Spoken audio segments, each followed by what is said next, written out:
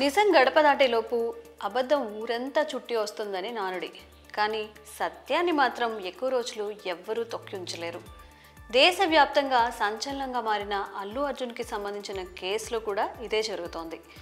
సందేహ థియేటర్ ఘటనపై ఆయన పాత్ర గురించి అర్ధసత్యాలు అసత్యాలే ఎక్కువగా ప్రచారంగా సాగాయి. బన్నీ కూడా చట్టాన్ని గౌరవించి ఇప్పుడు లీగల్గా ఫైట్ చేస్తున్నారు. అయితే ఈ కేసు ఇంకా కోర్టు పరిధిలోనే ఉండగానే సంచలన వాస్తవాలు క్రమంగా బయటపడుతున్నాయి. ఒక్కొక్కరుగా గొంతు విప్పే పరిస్థితి వస్తుంది. అందులో టాలీవుడ్ ప్రముఖుల నుంచి బాలీవుడ్ సెలబ్రిటీల వరకు స్వరం పెంచుతున్నారు. ఇదివరకు AP deputy CM Pawan Kalyan కూడా స్పందించారు.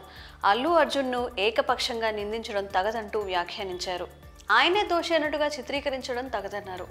ఒక వ్యక్తికి ఆపాదించే ప్రయత్నం సరికాదన్నారు. అదే సమయంలో బాలీవుడ్ నిర్మాత బోనీ కపూర్ కూడా అదే రీతిలో వ్యాఖ్యానించారు. సినిమా అంటే హీరోకే సంబంధం అన్నట్టుగా ప్రత్యక్ష ప్రమేయం లేని ఘటనలో అల్లు అర్జున్ని వేధించారన్నట్టుగా మాట్లాడారు.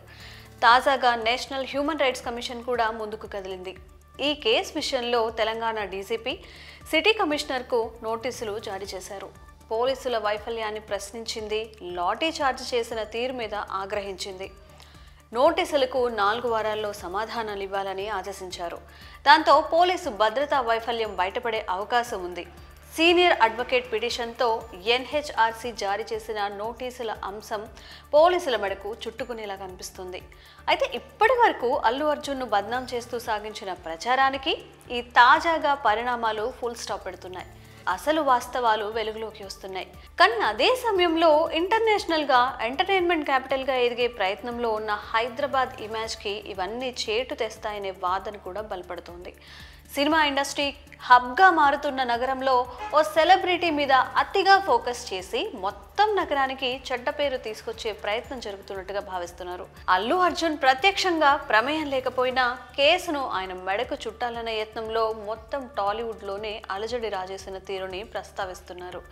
ఇలాంటి చర్యలు శ్రేయస్కరం కాదని, ప్రస్తుత పరిణామాలు తేటతెల్లం చేస్తున్న తరుణంలో యంత్రాంగం తీరు మార్చుకోవాల్సిన అవసరాన్ని చాటుతోంది. మరి ఈ విషయంలో మీ అభిప్రాయాన్ని కామెంట్స్ రూపంలో తెలియజేయండి.